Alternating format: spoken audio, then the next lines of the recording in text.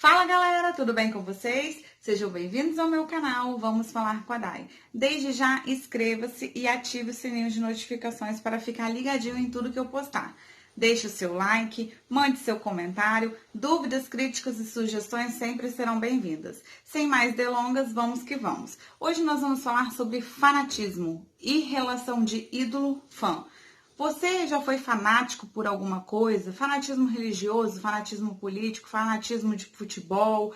Você tem um ídolo? Como que é essa relação? Ou você conhece alguém que gosta de alguém?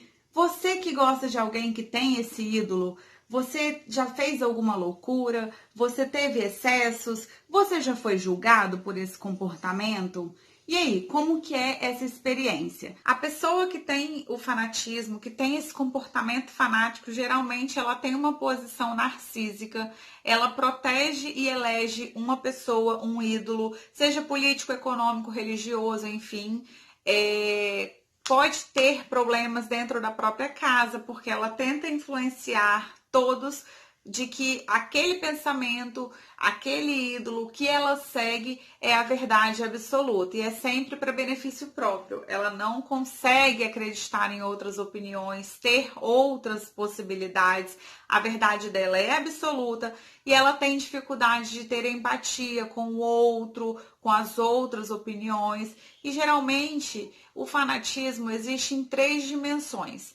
A pessoa tem um relacionamento e entretenimento, geralmente vamos pôr um ídolo político, religioso ou um cantor. Você está ali no âmbito do entretenimento. Eu gosto da música dele, eu gosto da pregação dele, eu gosto da missa dele, e aí eu compartilho frases, reflexões na internet.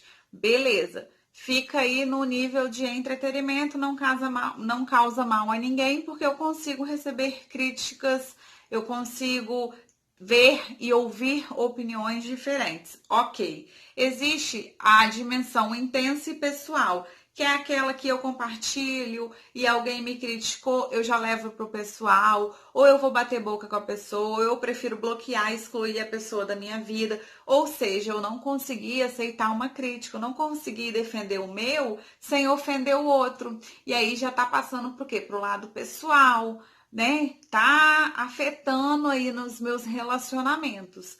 Pode ser patológico quando eu começo a fantasiar, seja com o ídolo, uma relação que não existe, seja político, religioso, quando só a minha verdade é absoluta, quando eu não consigo desenvolver empatia, e existe até o nome de uma doença, a eretomania, que é quando eu coloco aquela pessoa, aquela figura como ídolo, meu ídolo, verdade absoluta, tudo que ele faz é perfeito, e eu começo a seguir, e aí além disso tudo, eu fantasio uma vida com aquela pessoa, e aí eu posso me tornar um obsessor dessa pessoa, eu fico tão obcecado, e aí eu vou alimentando as minhas fantasias, que pode virar, assim, uma doença. E aí a gente tem que buscar tratamento psiquiátrico, tratamento psicológico.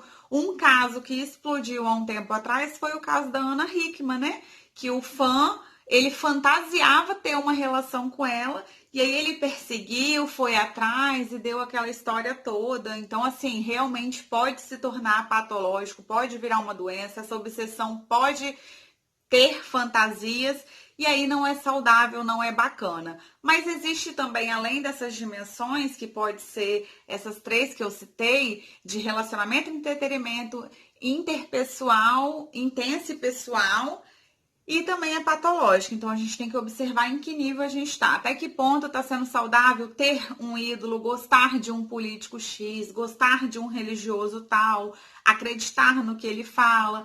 Enfim, para ninguém ficar alienado, para não causar briga, tudo tem que ter o equilíbrio na nossa vida. E aí existe uma causa. O que me leva a ser assim? Quais são as causas? Qual é o perfil de uma pessoa que tem esse comportamento? Geralmente é uma pessoa insegura, geralmente é uma pessoa desamparada, geralmente ela necessita se sentir amparada de acordo com a sua crença.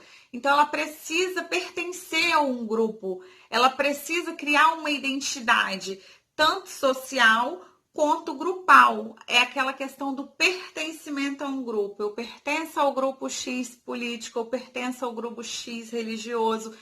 E aí ela acredita naquilo como verdade absoluta. Ela sempre está certa, então tem essa dificuldade de opiniões diversas, então a gente tem que observar tudo.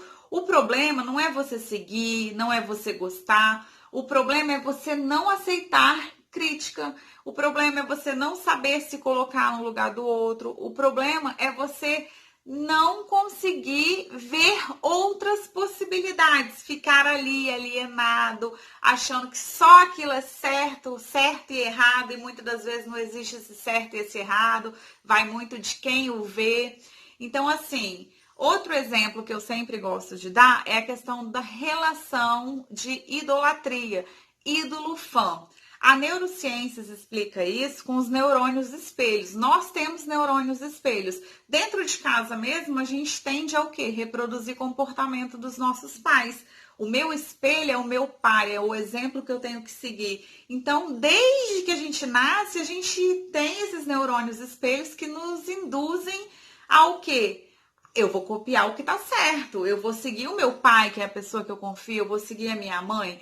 Claro que não necessariamente vai ser sempre certo ou errado, mas a gente, nós humanos, temos essa capacidade de eleger o que é certo e o que é errado para nós e seguir, copiar, se espelhar.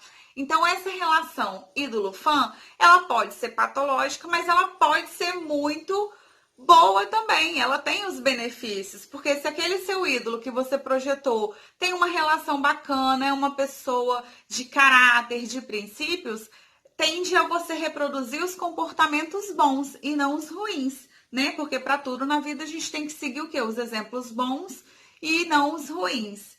E aí hoje eu trouxe uma convidada que vai falar um pouquinho de como é essa relação, quais os julgamentos que ela tem em relação ao seu ídolo, como que é essa troca. E aí, você tem algum ídolo? Você já foi fanático por alguma coisa? Por exemplo, futebol. Muitos homens são fanáticos. E o que reforça esse comportamento?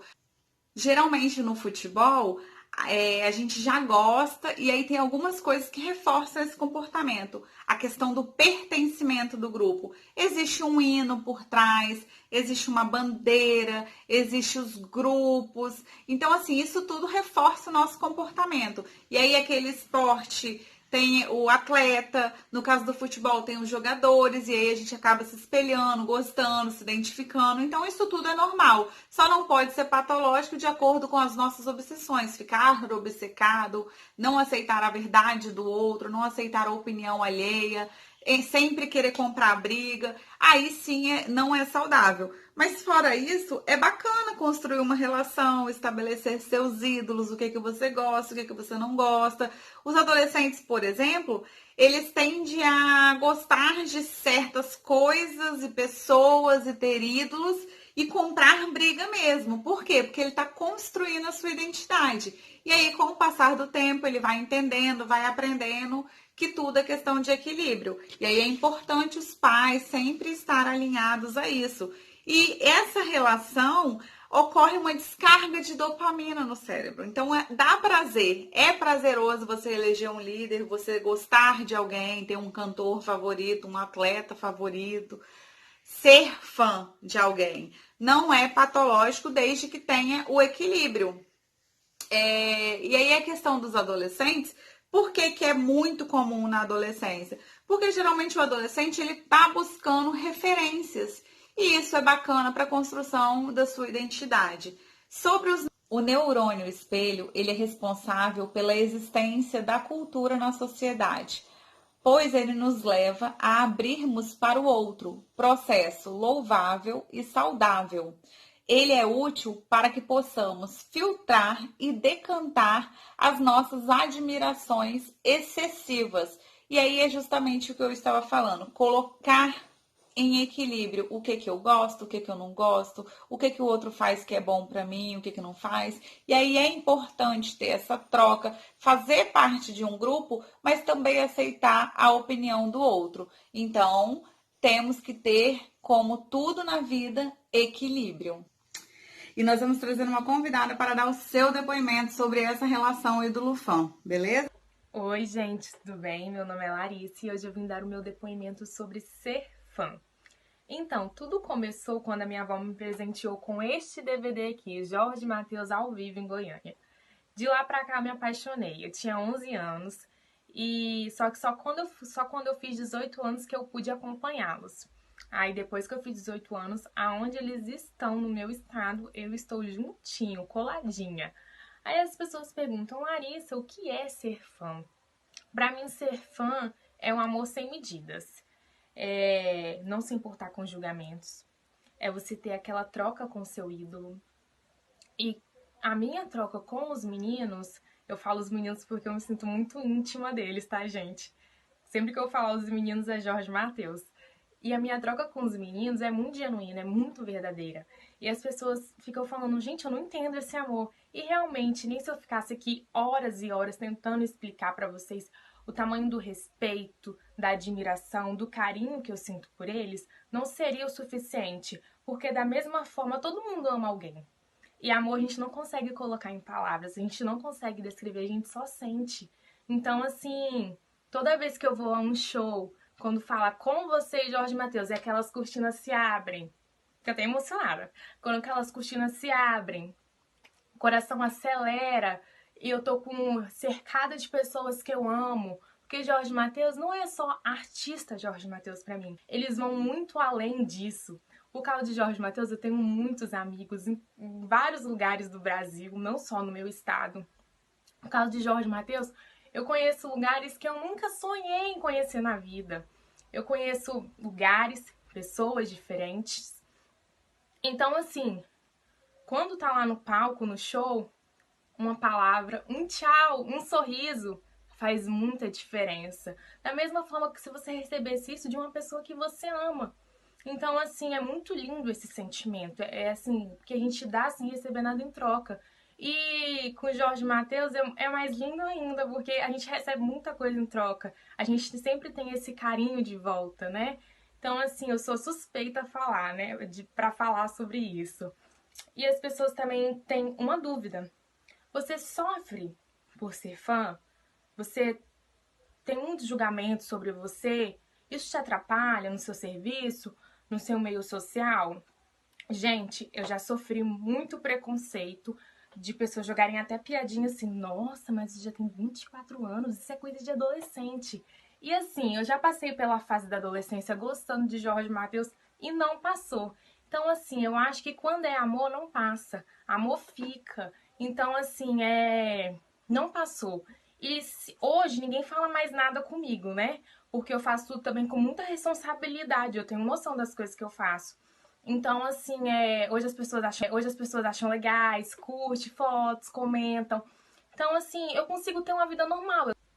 Eu tenho amigos fora de Jorge Mateus, eu trabalho, eu estudo. Então, assim, tem como você ter uma vida normal sendo fã. Eu não falo 24 horas de Jorge Mateus, eu não respiro Jorge Mateus, pra tudo tem um momento. Então, eu acho assim, quando a gente faz as coisas com responsabilidade, sabedoria, dá certo, entendeu? Então, assim, é esse o meu depoimento. Espero que vocês tenham gostado. E um beijo e muito obrigada pelo convite.